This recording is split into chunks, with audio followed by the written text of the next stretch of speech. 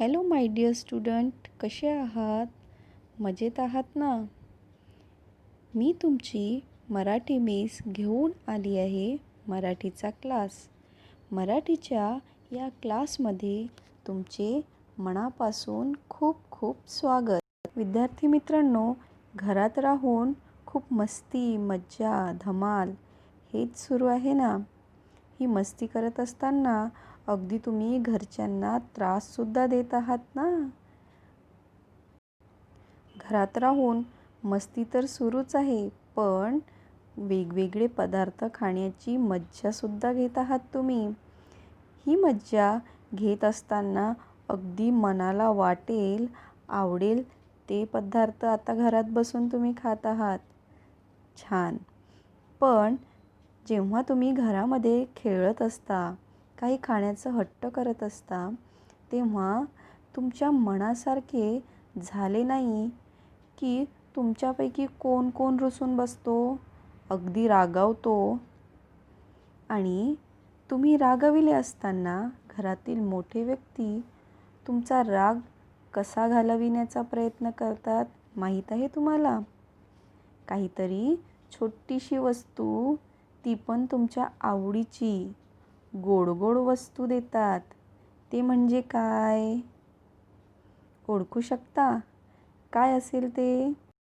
अगदी या पद्धतीने रुसून बसता आणि त्यावेळी तुमची मोठी माणसं तुम्हाला ती एक अगदी जादूसारखी ती गोष्ट असते, ती मिळाली की तुम्ही खुश.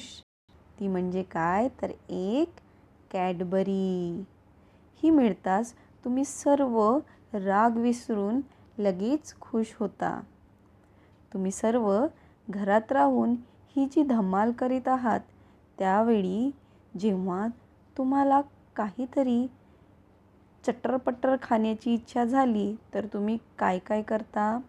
तुमच्या मम्मीला, आजीला, मोठी ताई असेल तर ताईला काहीतरी अशा चटरपटर पदार्थांना खायला घालण्याची आग्रह करता. जर ताईने एखादा पदार्थ बनविला आणि तो तुमच्या मनासारखा नाही झाला किंवा त्याला तशी चव नाही आली, तर तुम्हाला खूप राग येतो. आणि तेव्हा तुमचा राग घालविण्यासाठी हीच ती वस्तू, जी चॉकलेट आहे, एक कॅडबरी आहे, तो तुमचा राग अगदी भर करून उडवून टाकते. सो स्टुडंट, आत्ता आपण जे काही उदाहरण पाहिले, तो म्हणजे रागावर चॉकलेट कसा काम करतो, हे जे उदाहरण आपण आत्ता पाहिले, या उदाहरणावरून हेच समजते की तुमच्यासारखी मुलं फार संवेदनशील असतात. त्यांना प्रेमाने हाताळले की लवकर सांभाळले जातात, समजून घेतात, समजतात. तर पुढे अशाच प्रकारचे रागावरचे नियंत्रण करणारी एक कविता आपण शिकूया. ते पुढीलप्रमाणे. मुलांनो, तुम्हाला या ठिकाणी पुस्तक दिसत आहे. ते पुस्तक आहे इयत्ता 3री. ही पुस्तक आपल्याला अभ्यासायची आहे. पुस्तकाचे नाव आहे मी आणि मराठी भाग 3. मुलांनो, तुम्हाला या पुस्तकावर काही चित्र बघायला मिळत आहेत, जिथे मराठीचे मुळाक्षर आहेत.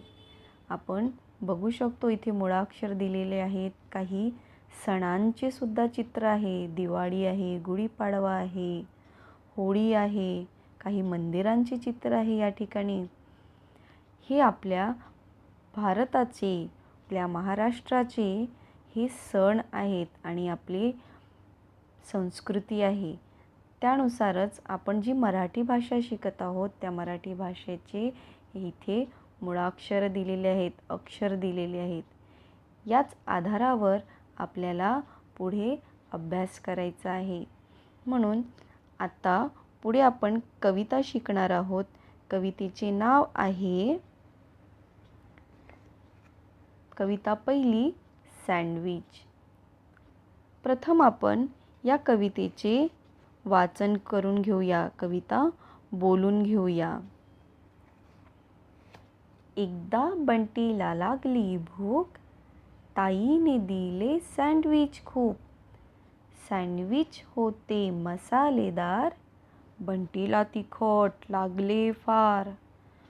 तोंडाची झाली आग आग, बंटीला आला भलताच राग. रागावर औषध काय तरी, एक भली मोठी कॅडबरी. स्टुडंट, पुस्तकातील या कवितेच्या पानाला जर आपण निरीक्षण केले तर आपण पाहू शकतो की कवितेतील बंटीला खरंच किती राग आला आहे आणि त्यानंतर त्याला चॉकलेट मिळाली तर तो खुश पण तसाच झालेला दिसतो आहे. आपण हे चित्रामध्ये निरीक्षण करू शकतो. चला तर पुढे कवितेतील एक एक कडवं समजून घेऊया. पहिलं कडवं आहे, एकदा बंटीला लागली भूक, ताईने दिले सँडविच खूप.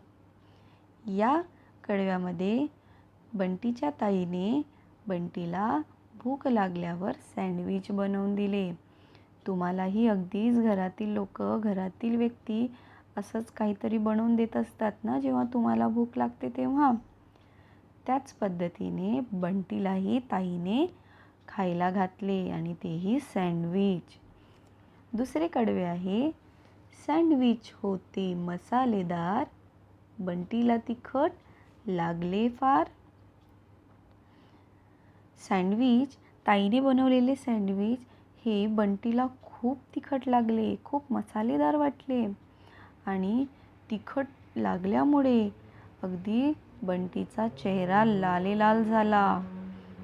अशीच काहीसे आपले सुद्धा होतं ना, आपणही तिखट खाल्लं की आपलाही चेहरा लाल होतो. या ठिकाणी बंटीचेही तसंच काही ते झालेलं आहे. तिसरं कडवं आहे, तोंडाची झाली आग आग, बंटीला आला भलताच राग. जेव्हा ताईने दिलेल्या सँडविचला खाऊन बंटीला ते फार तिखट लागले आणि हे तिखट सँडविच खाऊन बंटीच्या तोंडाची आग झाली. एवढे तिखट खायला मिळाल्यामुळे बंटीला खूप राग आला. म्हणजे एकतर भूक लागली आणि त्यात ताईने दिले काय तर तिखट सँडविच आणि म्हणून बंटीला खूप राग आला. सो स्टुडंट, कवितेतील चौथे व शेवटचे कडवे आहे, रागावर औषध काय तरी, एक भली मोठी कॅडबरी. कवितेमध्ये बंटीने जे काही सँडविच खाल्ले होते आणि बंटीने हे सँडविच खाऊन त्याच्या तोंडाला तिखट लागले. अगदी मसालेदार सँडविच खाल्ल्यावर बंटीला जो काही राग आला, त्या रागाला आवर कसे घालायचे हे बंटीच्या ताईला माहीत होते व तिखट खाल्ल्यावरचा तो एक उपायही होणार होता. म्हणजे आपल्याला जर तिखट लागले की आपण काहीतरी गोड खातो ना, त्याच पद्धतीचा तो एक उपायही ठरणार होता. रागावर पण उपाय आणि तिखटावर पण उपाय. तर ताईने त्यावेळी बंटीला काय दिले असेल तर एक भली मोठी कॅडबरी. आणि ही कॅडबरी खाऊन नक्कीच बंटीचा जो राग आहे तो, ही कॅडबरी खाऊन बंटीचा राग नक्कीच दूर झाला असेल, अगदी भुर्र उडून गेला असेल. मुलांनो, तुम्ही मुलं अगदी अशीच छोटी छोटी मुलं ही निरागस असता आणि तुमच्या रागावर नियंत्रण घालण्यासाठी अशा छोट्या छोट्या गोष्टी खरंच उपायकारक ठरतात. विद्यार्थी मित्रांनो, या कवितेतून आपण काय शिकलो आहोत? सँडविच या कवितेत सांगितल्याप्रमाणे बंटी हा आपल्या ताईवर राग करतो. तिने दिलेल्या सँडविच खाल्ल्यानंतर त्याला जो राग येतो, त्या रागामुळे तो अगदी लालेलाल होतो.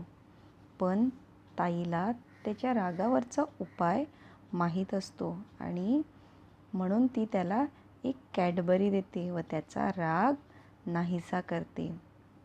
स्टुडंट, आपणही आपल्या दैनंदिन जीवनांमध्ये अशाच प्रकारे रागाला येतो, कधी रुसतो, रुसून बसतो.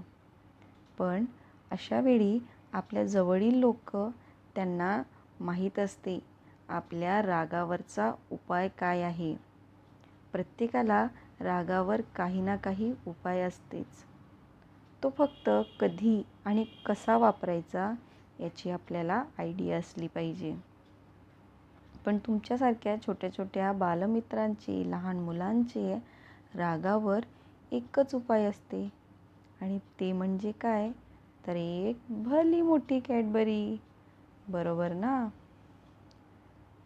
विद्यार्थी मित्रांनो, या ठिकाणी आपली ही कविता शिकवून झालेली आहे.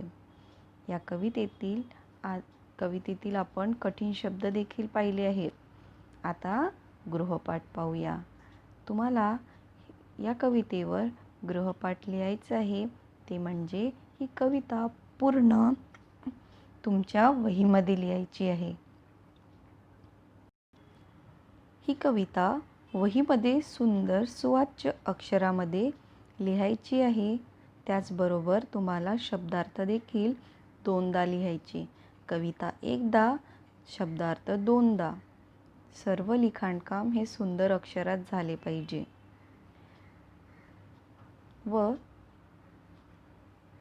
तर मुलांनो, या ठिकाणी गृहपाठ आणि शब्दार्थ ह्याचं लिखाण कसे करायचे ते समजून सांगितले आहे.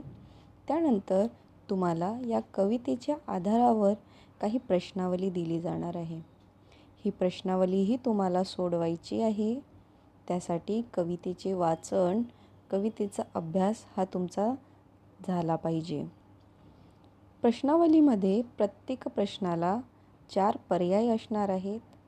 त्या पर्यायातील योग्य पर्याय निवडून, म्हणजे त्यातला योग्य जे उत्तर असेल त्या उत्तराचा पर्याय निवडायचा आणि प्रश्नाच्या पुढे एक चौकट दिली असेल त्यापुढे त्याला लिहायचा. ते आपण प्रश्नावली समजून घेऊया. विद्यार्थी मित्रांनो, प्रश्नावली ही अशा प्रकारे असणार आहे. पहिला प्रश्न, खालील प्रश्नांचे योग्य पर्याय निवडून चौकटीत लिहा. ज्याप्रमाणे इथे लिहिलेला आहे प्रश्न पहिला, भूक कोणाला लागली. आता त्यात 4 पर्याय दिले आहेत. 1, बी, सी, डी असे 4 पर्याय आहेत. त्यातला एक योग्य पर्याय निवडून या चौकटीमध्ये तुम्हाला त्याचा पर्याय लिहायचा आहे. त्याच पद्धतीने दुसरा, तिसरा आणि चौथा, त्या एकाच प्रश्नातील हे 4 ऑप्शन आहेत. तुम्हाला प्रत्येक प्रश्नाचा एक योग्य पर्याय निवडून या चौकटीमध्ये त्याचा तो पर्याय लिहायचा आहे. त्यानंतर प्रश्न दुसरा, काय ते, म्हणजे ताईने बंटीला दिले ते काय आहे, काय दिले आहे ते या ए, बी, सी, डी या ऑप्शनमध्ये बघायचं आणि त्या चौकटीमध्ये लिहायचं आहे. मध्ये बघायचं आणि त्या चौकटीमध्ये लिहायचं आहे. प्रश्न पहिल्याप्रमाणेच दुसरं आणि तिसरं ते देखील ए, बी, सी, डी बघायचे, ऑप्शन आणि बॉक्समध्ये लिहायचे. खालील प्रश्नांचे विरुद्धार्थी शब्द लिहा. तुम्हाला या ठिकाणी अपोजिट वर्ड बघायचे आहेत. खूपचे अपोजिट काय असू शकते ते तुम्ही ऑप्शनमध्ये बघणार आहात. ए, बी, सी, डी यातला अपोजिट वर्ड कुठला आहे, अगदी खूप या शब्दाचा अपोजिट कोणता आहे तो तुम्हाला या बॉक्समध्ये त्याचा ऑप्शन लिहायचा आहे. तिखट, आता तिखटच्या अपोजिट काय असेल ऑप्शनमध्ये बघायचं आणि बॉक्समध्ये तो पर्याय लिहायचा. तिसरा, राग, रागच्या अपोजिट काय असू शकते त्यातही ए, बी, सी, डी यातून बघायचं आणि चौकटीत लिहायचं. त्याचप्रमाणे चौथा प्रश्न हा अतिशय महत्त्वाचा आहे. तो तुम्हाला तुमच्या वहीमध्ये लिहायची आहे. जसे सँडविच मसालेदार होते त्याचप्रमाणे खालील पदार्थांच्या चवी ओळखून लिहा. जसं चिंच याची चव काय आहे, जिलेबी याची चव काय आहे, कारले याची चव काय आहे ते तुम्हाला त्याच्या पुढे लिहायची आहे. त्या सर्व पदार्थांना तुम्ही खाल्ले आहे आणि तुम्हाला माहिती आहे की यांची चव काय असते. तुम्ही त्या चव ओळखून पुढे दिलेल्या लाईनमध्ये लिहायची आहे. अशा प्रकारची ही प्रश्नावली तुम्हाला सोडवायला येणार आहे. ती प्रश्नावली तुम्ही अभ्यासून घ्या आणि नीट सोडवा. सो स्टुडंट, आजच्या तासाला सँडविच ही कविता पूर्ण शिकवून झाली आहे.